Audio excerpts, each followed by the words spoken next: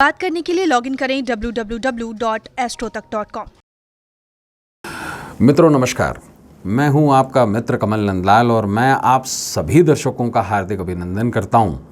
Astro तक की खास प्रस्तुति, एक स्पेशल प्रस्तुति में हम आपके लिए लेकर आए हैं विशेष चैत्र नवरात्रि 2021, हमारा नव संवत्सर 2078 स्थापना से विसर्जन तक की पूरी जानकारी हम आपको देने जा रहे हैं।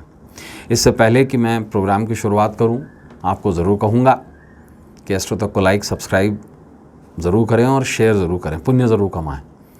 ये जो जानकारी आपको दे रहा हूं, ये किसी तक पहुंचे, उद्देश्य ये रखिए। जिस प्रकार हम आपको जानकारी देकर आपकी सहायता करते हैं, इस सहायता को आगे बढ़ाइए। और अगर आप मेरी सेवाएं लेना चाहते हैं तो सीधा आ जाइए हमारी वेबसाइट www.astrotak.com पर। तो चलिए अब आपको बताते हैं चैत्र नवरात्रि 2021 में स्थापना से लेकर, कलश स्थापना से लेकर माता के विसर्जन तक की पूरी जानकारी। देखिए, संवत्सर नव वर्ष जो होता है हिंदू, उसकी शुरुआत हमेशा चैत्र शुक्ल प्रतिपदा से मानी गई है शास्त्रों अनुसार। बहुत अलग अलग शास्त्र हैं, सिंधु निर्णय हैं, मुहूर्त चिंतामणि हैं, अलग अलग शास्त्र बहुत सारी बातें कहते हैं। देवी भागवतम है, मार्कंड पुराण है, बहुत सारे शास्त्र हैं। साल 2021 में नव संवत्सर, गुड़ी पड़वा, चेटीचंड, चैत्र नवरात्रि मंगलवार 13 अप्रैल 2021 के दिन शुरू हो रही है। और विशेष तौर से आपको बता दूं, मुहूर्त से संबंधित विशेष चीज़, मंगलवार का दिन है, सूर्योदय 5:58 सुबह हो जाएगा दिल्ली के रेखांश और अक्षांश पर। आप अपने अनुसार, अपने शहर के अनुसार सूर्योदय देख सकते हैं। और विशेष तौर से बता दूं कि मीन लग्न में ही शुरुआत हो रही है, द्विसभाव लग्न में। और विशेष तौर से शास्त्र के अलग अलग मत हैं। कुछ लोग इसे करना पसंद करते हैं, स्थापना वो मीन लग्न द्विसभाव लग्न में करना पसंद करते हैं। आम जनों के लिए जो सुबह बहुत जल्दी नहीं उठ पाते, उन लोगों के लिए घट स्थापना का जो मुहूर्त है वो है 13 अप्रैल 2021 और सुबह 5:58 से लेके सुबह 10:14 तक ये मुहूर्त रहेगा। और विशेष तौर से बता दूं, नवरात्रि के पहले दिन माता शैलपुत्री की पूजा की जाती है। अब खास बात क्या, वो लोग जो द्विसभाव लग्न में पूजन और घट स्थापना करना चाहते हैं, उनके लिए विशेष समय बता दूं।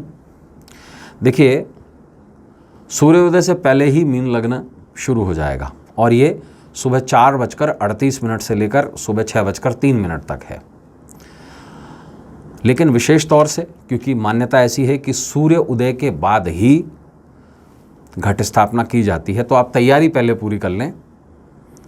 जो दीपक जलाने का काम है और जो कलश रखने का काम है, वो आप, अगर आप द्विसभाव लग्न में, विशेष लग्न में करना चाहते हैं तो सुबह 5:58 से लेकर सुबह 6:03, सिर्फ ये 5 मिनट का समय है।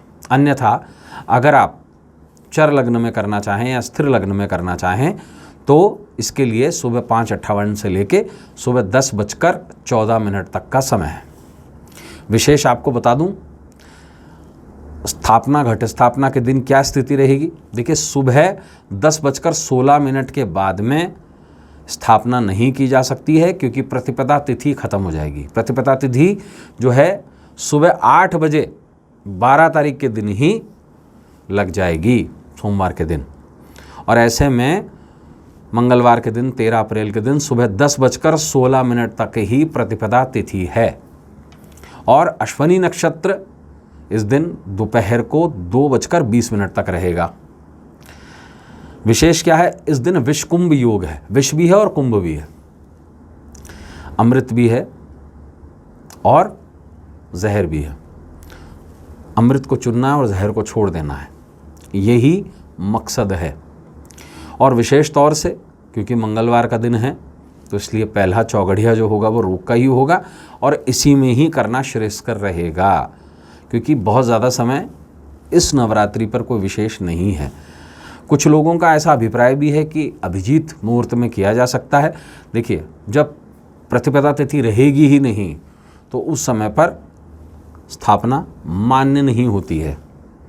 अब आपको बता दूं विशेष तौर से कुछ खास चीज़ें, वो ये कि ब्रह्म मुहूर्त में भी कुछ लोग इसकी स्थापना कर देंगे सूर्योदय से पहले। और ब्रह्म मुहूर्त की जो शुरुआत हो रही है वो हो रही है सुबह 4:27 से लेके सूर्य उदय तक, यानी कि 5:58 तक। और विशेष जो प्रातः संध्या का मुहूर्त है जिसमें घट स्थापना की जा सकती है सूर्योदय से पहले। कुछ लोगों का ऐसा मत है, लेकिन मेरा ऐसा मानना है सूर्योदय के बाद इमीडिएटली जो 5 मिनट है उसी में द्विस्वभाव लग्न कन्या लग्न में स्थापना कर ली जाए। इसके अलावा आपको और बता देता हूँ, कुछ समय जो पूजा के लिए टालना है 13 तारीख के लिए, वो है उस दिन का राहु काल, जो शाम को 3:34 से लेकर 5:10 तक रहेगा। और विशेष क्या, जो सबसे खास समय है पूरे दिन का विशेष, वो 9:10 तक का ही है सुबह। तो इसलिए कोशिश कीजिए कि जल्दी से जल्दी इसे किया जा सके।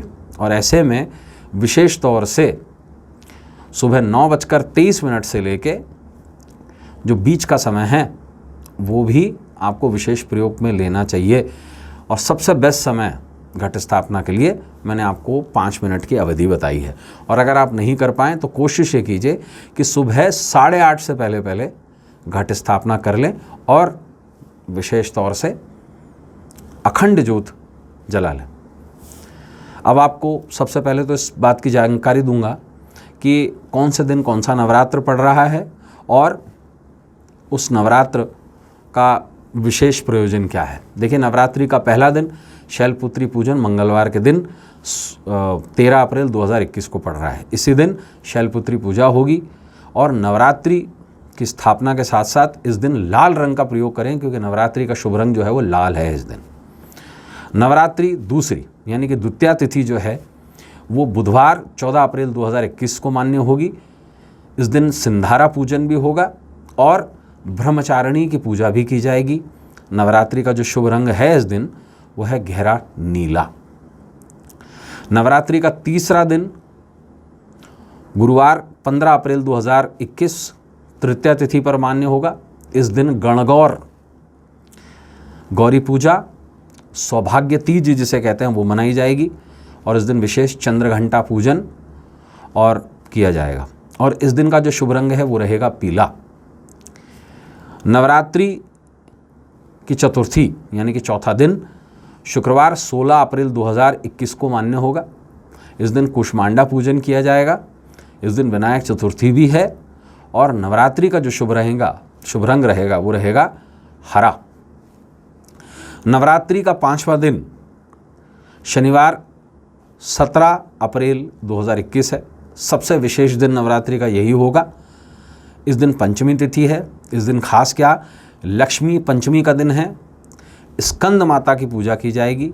और इस दिन नवरात्रि का शुभ रंग जो है वो रहेगा सिलेटी। नवरात्रि का छठा दिन रविवार 18 अप्रैल 2021 को मान्य होगा। इस दिन षष्ठी तिथि रहेगी। स्कंद षष्ठी इस दिन मनाई जाएगी। स्कंद माता का पूजन किया जाएगा। और यमुना छठ भी इसी दिन मनाई जाएगी। और कात्यायनी पूजा भी इसी दिन की जाएगी। इस दिन नवरात्रि का जो शुभ रंग है वो रहेगा नारंगी। नवरात्रि का 7वां दिन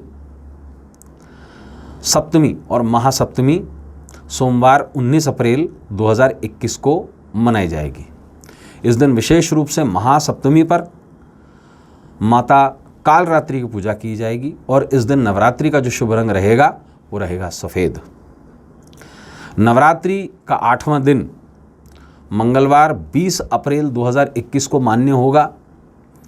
इस दिन अष्टमी और महाअष्टमी मनाई जाएगी। इसी दिन दुर्गाष्टमी भी मनाई जाएगी। और विशेष रूप से महागौरी का पूजन इसी दिन किया जाएगा। इसी दिन अन्नपूर्णा अष्टमी भी मनाई जाएगी। और ख़ास बात क्या, संधि पूजा भी इसी दिन की जाती है। अब संधि पूजा के बारे में आपको विशेष जानकारी इस कैलेंडर के बाद में दे रहा हूँ। और नवरात्रि का जो शुभ रंग रहेगा वो रहेगा गुलाबी। संधि पूजा एक ऐसा समय अवधि है जब अष्टमी तिथि से नवमी तिथि का मेल हो रहा होता है, और इस 40 मिनट की अवधि को, 40 मिनट की, लगभग 40 मिनट से 48 मिनट की अवधि होती है वो, इस अवधि को 48 मिनट को ही संधि काल पूजन कहा जाता है। और शास्त्र देवी भागवतम ये कहता है कि इसी समय देवी का नाम चामुंडा पड़ा था, क्योंकि उन्होंने चंड और मुंड जो 2 दैत्य थे उनका वध किया था। इसलिए अष्टमी तिथि जब नवमी तिथि से मिलती है उसे ही संधि काल पूजन कहते हैं। और संधि काल पूजन का जो मुहूर्त है 8 तारीख की रात को 12 बजे बाद, जब 9 तारीख लग जाएगी तब रात को 12:19 पर शुरू होगा, यानी कि 24 मिनट अष्टमी के और 24 मिनट जो है वो नवमी के मान्य होते हैं। तो ये जो मुहूर्त है रात को 12:19 से शुरू हो रहा है और रात को 1:07 तक रहेगा। इसी समय पर विशेष पूजन किया जाता है, इसकी भी पूरी जानकारी आपको देंगे। नवरात्रि का 9वां दिन मान्य होगा बुधवार के दिन 21 अप्रैल 2021। इस दिन महानवमी, रामनवमी मनाई जाएगी। इसी दिन सिद्धिदात्री पूजा भी की जाएगी और रामनवमी का विशेष पर्व रामलला का जन्मोत्सव इसी दिन मनाया जाएगा। इस दिन का शुभ रंग है आसमानी।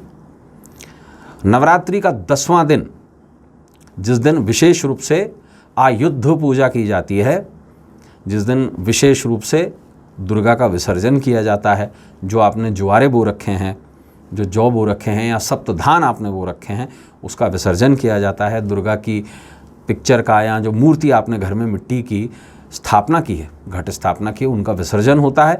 वो 22 अप्रैल 2021 गुरुवार के दिन मान्य होगा और इसी दिन दुर्गा विसर्जन किया जाएगा और दशमी की आयुध पूजा भी इसी दिन की जाएगी। अब आपको विशेष कुछ जानकारी दे देता हूँ, पूजा कैसे की जाए और स्थापना कैसे की जाए। इसके अलावा आपको बताऊंगा 7 वो अनाज जो मान्य होते हैं बोने के लिए घट स्थापना पर, सप्तधान्य जिसे कहा जाता है, और 9 पत्ते, नव पत्रे का पूजन। वो 9 पत्ते कौन से हैं जो दुर्गा पूजन के लिए इस्तेमाल किए जाते हैं। इसके अलावा 9 वो पुष्प कौन से हैं, नव पुष्प जो दुर्गा पे चढ़ाए जाते हैं, और वो 9 फल कौन से हैं जो दुर्गा पे चढ़ाए जाते हैं। इसी बीच में, इससे पहले मैं आपको बताऊंगा घट स्थापना की विधि और रोज़ की पूजा की विधि क्या है। आइए इस बारे में विशेष जान लेते हैं। देखिए, हमने एक बात तो ध्यान कर ली है कि विशेष रूप से जो दिन है वो हमने जान लिया, मुहूर्त भी जान लिया हमने। अब मैं आपको बताने जा रहा हूँ, द्विस्वभाव लगने के अंदर आप पूजा की शुरुआत करें और कुछ सामान जो है वो आप इकट्ठा कर लें। एक तो सप्तधान्य, इसकी जानकारी मैं आपको बाद में दे रहा हूँ, और मिट्टी का बर्तन, जैसे कुन्ना जिसे कहते हैं, या जैसे मिट्टी का कुंडा कहा जाता है, कुछ लोग इसे कढ़ाई कहते हैं, कुछ लोग इसे हांडी कहते हैं। वो एक मिट्टी का कलश यानी कि मटका छोटा सा ही, और इसके साथ में नारियल, लाल कपड़ा, विशेष तौर से शुद्ध मिट्टी, थोड़ा सा गंगा जल, और विशेष रूप से एक पीतल का या तांबे का कलश, थोड़ा सा गंगा जल, कलावा या जिसे हम मौली कहते हैं वो, इसके साथ में इत्र, सुपारी ये और सिक्के, ये कलश में डलेंगे।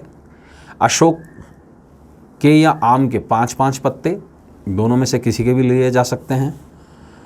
एक पान का पत्ता, क्योंकि वो वरुण कलश के लिए, इसकी पूरी जानकारी मैं आपको दूंगा। इसके अलावा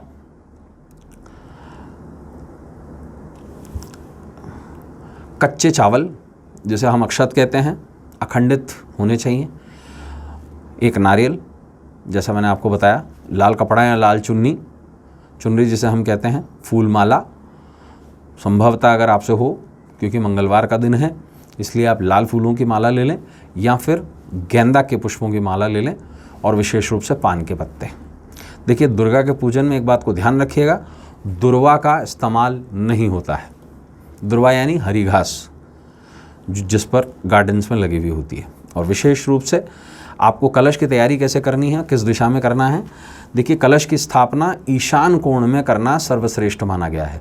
सबसे पहले मिट्टी की हांडी ले लें और उसमें पहले मिट्टी की एक परत बिछा दें और उसके बाद 7 अनाज बिखेर दें। फिर एक परत मिट्टी की बनाएं, फिर 7 अनाज बिखेर दें। इसी तरीके से 3 लेयर बनाएं और इसके ऊपर एक मटका ले लें मिट्टी का। उस मटके के ऊपर विशेष अंदर जल, सुपारी, सिक्के और इत्र, अगर संभव हो आपसे तो औषध भी डालिए। औषध कौन सी डाली जा सकती है? सर्व औषधि डाली जा सकती है, सुपारी भी डाली जा सकती है। और साथ साथ में गणेश जी की स्थापना भी कर लें। तो गणेश जी की स्थापना के लिए एक सुपारी पर मौली बांधकर एक विशेष मंत्र का जाप कर लें, वह है गं गणपतये नमः। अगर आपको और कोई मंत्र नहीं आता है और मंत्र अगर आपको आता है तो गजाननम भूतगणादि सेवितम कपत जम्बूफल चारु भक्षणम उमासुतम शोक विनाशकारम कम नामामि विघ्नेश्वर पाद पंकजम। ये मंत्र बोलते हुए गणेश जी की स्थापना कर दें। और गणेश जी की स्थापना सदैव, एक बात को ध्यान रखिएगा, देवी के यानी कि कलश के लेफ्ट हैंड साइड पे करनी चाहिए। इसके बाद कलश में जल भर लें। उस जल में सुपारी, सिक्के, इत्र और सर्वौषधि, किसी भी प्रकार की आप औषधि डाल सकते हैं। ये डालकर आप जो आपने ज्वारे बोए हैं, सप्तनाज बोया है, इसके ऊपर रखें। इसके ऊपर एक नारियल लें। अब नारियल में देवी को पुकारते हुए मौली बांधें। देवी का कोई मंत्र भी इस्तेमाल किया जा सकता है। आप विशेष रूप से जिस देवी को मानते हैं उस देवी का आप आवाहन कर सकते हैं। सर्वमंगल मांगल्ये शिवे सर्वार्थ साधिके शरण्य त्र्यंबके गौरी नारायणी नमस्तुते। बाकी जितने लोग भी बैठे हैं वो चावल इन 3 उंगलियों से लेकर कलश के ऊपर छिड़कते जाएं। और विशेष रूप से अब इस नारियल को लाल कपड़े में लपेटकर मटके के ढक्कन पर रख दें। और जो आपने ज्वारे आपने बोए हैं या सप्तनाज जो बोया है उस पर थोड़ा सा जल ज़रूर डाल दें। इसके साथ साथ एक मटका और रखें वहाँ पर, वो जल के लिए, क्योंकि रोज़ ज्वारों में आपको पानी डालना है और उसी जल का ही प्रयोग करें। अब अखंड दीपक जो है वो पहले प्रज्वलित करना है। तो अखंड दीपक के लिए घी का आप ज़रूर दीपक ले लें और उसमें अगर संभव हो आपसे तो कलावे में ही उसकी बत्ती बनाएं, लाल पीला जो कलावा होता है। और विशेष तौर से एक आपको छोटा सा मंत्र बताता हूँ। ज्वालय ज्वालय ज्वल ज्वल प्रज्वल्व प्रज्वल्व आयम ह्रीम क्लीम चामुंडाय विच्चे ज्वल हमसम लमशम फट स्वाहा, और तिल्ली उसमें लगा के उसमें ये ज्वाला का मंत्र है। तो ये हो गई आपकी स्थापना। और इसके बाद जो भी आपको पाठ आता है, दुर्गा चालीसा आती है, दुर्गा सप्तशती से आप अगर कुछ करना चाहते हैं, दुर्गा सप्तश्लोकी पढ़ना चाहते हैं, वो भी आप पढ़ सकते हैं। सिद्ध कुंज का स्तोत्रम पढ़ सकते हैं, कुंज का पाठ कर सकते हैं, जो भी आपको आता हो। और विशेष रूप से ध्यान रखें, शक्ति शिव के बगैर अधूरी और शिव शक्ति के बगैर अधूरे हैं, इसलिए शिव का पाठ करना बिल्कुल भी ना भूलें। आप किसी भी देवी को मानते हो, शिव का पाठ 100% कंपलसरी है। और पवित्रीकरण के लिए सबसे पहले अपने आप को पवित्र करने के लिए थोड़ा सा जल लें और उसमें पान का पत्ता तांबे के लोटे में डाल लें और अपने ऊपर 3 बार जल छिड़कें। ओम माधवाय नमः, ओम केशवाय नमः, ओम गोविंदाय नमः। पवित्र हो जाएगा। बहुत ज़्यादा मंत्रों में भी ना पढ़ें। और डेली पूजन कैसे करें? डेली पंचोपचार पूजा ज़रूरी है। देवी के राइट हैंड साइड पे, लेफ्ट हैंड साइड पे दीपक, यानी कि आपके राइट हैंड साइड पे दीपक, लेफ्ट हैंड साइड पे धूप। देवी को लाल चंदन या रोली से तिलक लगाएं और इसके बाद में लाल फूल चढ़ाएं। दिन अनुसार भी फूल चढ़ाए जा सकते हैं। देवी को विशेष रूप से बेला बहुत प्रिय है। मैं फलों की और सबकी जानकारी आपको दे रहा हूँ अभी। कुछ पत्तों चढ़ाएं और विशेष रूप से मिश्री और ड्राई फ्रूट का भोग लगाते हैं। कुछ लोग फलहार का भी भोग लगाते हैं। इसकी भी पूरी आपको जानकारी दे रहा हूँ। तो ये डेली का आपको पूजन ज़रूर करना है। और फूल मालाएँ निश्चित रूप से रोज़ बदलते रहें, चाहे कलश पर, चाहे आप देवी की मिट्टी की मूर्ति रखते हैं उस पर भी, आप चित्र रखते हैं उस पर भी। अब विशेष रूप से आपको बता देता हूँ, वो 9 पत्ते, वो 9 फल, वो सप्त अनाज कौन से हैं जिनको आपको बोना है। कुछ लोग सिर्फ जौ बोते हैं, लेकिन शास्त्र ये कहता है देवी भागवतम कि 7 तरीके के अलग अलग अनाज बोए जाने चाहिए, जिससे सप्त धान्य कहते हैं। ये कौन से हैं? जौ, जिसे संस्कृत में यव कहा जाता है। दूसरा तिल, चौथा तीसरा धान यानी कि साबुत चावल, अक्षत जिसे तांडुल कहते हैं या तंडुल कहते हैं। चौथा मूंग जिसे मुदंग कहा गया है, हरित अक्षत कहा गया है संस्कृत में। इसके बाद कंगनी जिसे प्रियांगू कहा गया है संस्कृत में। इसके बाद चना जिसे चणक कहा गया है संस्कृत में। और सातवां और आखिरी गेहूं जिसे गोधुम संस्कृत में कहते हैं। ये 7 अनाज बोए जाते हैं। अगर आप ये 7 अनाज अरेंज नहीं कर पाते तो सिर्फ जौ बो दीजिए। अब आपको बता देता हूँ देवी पर 9 पत्ते कौन से चढ़ाए जाते हैं, जिसे हम कहते हैं नवपत्रिका पूजन। अलग अलग दिनों पे इनका प्रयोग शुरू होता है, 1 नंबर से लेकर 9 नंबर तक, यानी कि 9 दिन तक कौन कौन से चढ़ाने हैं। पहले दिन या जैसे बंगाली वर्ग है वो 7वें दिन चढ़ाता है, तो आप किसी भी दिन कोई भी पत्ता चढ़ा सकते हैं, उसमें कोई हर्जा नहीं है। लेकिन सबसे पहला कदली पत्र यानी कि केले का पत्ता। दूसरा दारू हल्दी यानी कि दारू हरिद्रा पत्र। तीसरा हल्दी का पत्ता, हरिद्रा पत्र। चौथा जयंती का पत्ता। आपने माता का एक मंत्र सुना है ना, ये विशेष पत्ता होता है, जयंती मंगला काली, है ना। तो जयंती का पत्ता जिसको बोलते हैं जयंतिका, संस्कृत में बोलते हैं पत्र, जयंतिका पत्र। इसके बाद बेल का पत्ता, बिल्व पत्र, 5वां। छठा पत्ता अनार का यानी कि दाड़म फलम पत्र। 7वां पत्ता अशोक का पत्ता जिसे कहते हैं अशोक वृक्ष पत्र। 8वां पत्ता धान यानी चावल का पत्ता। और आखिरी पत्ता 9वां पत्ता उसे कहते हैं अमलतास का पत्ता यानी कि मान वृक्ष पत्र। ये 9 तरीके के पत्ते दुर्गा पे चढ़ाए जाते हैं। इसके अलावा नव पुष्प पूजा यानी कि 9 अलग अलग तरीके के फूल देवी पे चढ़ाए जाते हैं। देखिए गेंदा कभी भी चढ़ाया जा सकता है, गेंदा एक ऐसा पुष्प है जिसको देव पुष्प माना गया है। इसके अलावा जो देवी पे 9 विशेष फूल चढ़ाए जाते हैं वो हैं, सबसे पहला गुलाब, अगर आप लक्ष्मी प्रधान पूजन करते हैं तो। इसके बाद देवी को सर्वाधिक प्रिय है बेला। तीसरा है चमेली। चौथा है कमल। 5वां है पलाश। 6ठा है चंपा। 7वां है कनेर। 8वां जो अष्टमी और नवमी के आयुध जो संधि पूजा पर चढ़ाया जाता है वो है अपराजिता यानी कि जो पराजित ही ना हो सके, अपराजिता के फूल, बेल होती है ये। और 9वां जिस दिन नवमी के दिन चढ़ाया जाता है विशेष, वो है गुड़हल, लाल गुड़हल, चाइना रोस। अब आपको बता रहा हूँ वो 9 फल कौन से हैं जो देवी पर चढ़ाए जाते हैं। 9 फल पूजा। सबसे पहला है नारियल। दूसरा है कदली फल, केला। तीसरा है दाड़म यानी कि अनार। चौथा है सेब। 5वां है कुष्मांड। जिस दिन कुष्मांडा पूजन होता है उस दिन विशेष रूप से कुष्मांड, जैसे काशी फल कहते हैं, पम्पकिन कहते हैं, वो फल माना जाता है, वो चढ़ाया जाता है। इसके बाद विपत्ति को टालने के लिए नाशपति, और विशेष रूप से अमरूद।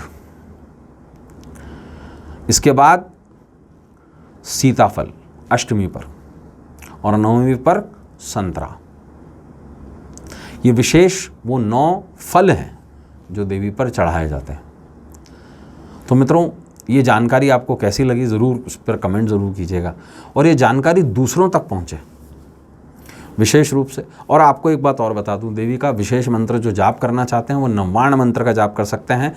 आयम ह्रीम क्लीम चामुंडा यई विच्चे, ये नहीं होता है, ध्यान रखा जाए, उच्चारण ही संस्कृत में मेन है। आयम ह्रीम क्लीम चामुंडायै विच्चे। इसके साथ साथ आप चाहें तो ह्रीम दुम दुर्गाय नमः, इन 2 मंत्रों का आप नियमित रूप से जाप कर सकते हैं किसी भी दिन नवरात्रि के दौरान, और दुर्गा चालीसा का पाठ कर सकते हैं। अलग अलग पाठ स्तोत्र हैं, कुंजिका कर सकते हैं आप, कीलन कर सकते हैं, जो भी आपको पाठ करना चाहें। और विशेष रूप से भावना प्रधान होना चाहिए, तो भावना के साथ पाठ करेंगे तो निश्चित रूप से ईश्वर जो है वो भावना प्रधान होता है। आप बहुत सारी चीज़ें ना भी चढ़ा पाएँ, आप सिर्फ पंचोपचार कर दें, धूप दीप पुष्प गंध नैवेद्य, और नैवेद्य में आप मिश्री ही चढ़ा दें तो भी बहुत है, लेकिन भावना सच्ची होनी चाहिए, मन से, कर्म से, आत्मा से, वचन से। तो जीवन संवर सकता है। नवरात्र में, नवरात्र वो पर्व है जिस तरह से माँ 9 महीने एक शिशु को अपने गर्भ में रखती है, तो ये वो 9 दिन हैं जब हम माँ को, उस परमेश्वरी को, उस प्रकृति को फास्टिंग करके हम उसकी सेवा में हाजिर होते हैं। फास्टिंग में भी ये ज़रूरी नहीं है कि दिन में 10 बार आप ड्राई फ्रूट खा लें। फास्टिंग में ये ज़रूर है कि आप एक समय का भोजन करें और शाकाहारी भोजन करें, सात्विक भोजन करें, प्याज, लहसुन, इन सब चीज़ों का परित्याग करें। मैं अन्न का परित्याग बिल्कुल नहीं बताता हूँ। और अगर आपको ज़्यादा ही भूख लगती है तो दिन में एक आध बार आप फल का सेवन कर सकते हैं। अच्छी तरह से पानी पिएं। पानी बिल्कुल कोई निर्जल व्रत रखने की कतई आवश्यकता नहीं होती है और कहीं पर भी व्याख्यान नहीं है इसका। आप बार बार, क्योंकि गर्मी बढ़ रही है इसलिए जल अच्छा पिएं। 2 समय आप फल ले सकते हैं, एक समय आप भोजन भी ले सकते हैं। बिल्कुल क्लियर। बार बार ड्राई फ्रूट खा करके और इस तरीके की चीज़ें ना लें, इससे वेट और बढ़ाती हैं। आप एक समय सात्विक भोजन करें और 2 समय फलाहार ज़रूर ले सकते हैं। तो मित्रों, ये जानकारी उस हर व्यक्ति तक पहुंचाएं जिस पर आप पहुंचा सकें, क्योंकि ये जानकारी बहुत ज़रूरी है। तो अब इजाज़त दीजिए, एक अलग एपिसोड में, विशेष एपिसोड में आपसे फिर मुलाकात होगी। अब अपने मित्र, अपने सखा, अपने फ्रेंड कमल नंदलाल को इजाज़त दीजिए। नमस्कार, नमः शिवाय, जय माता दी।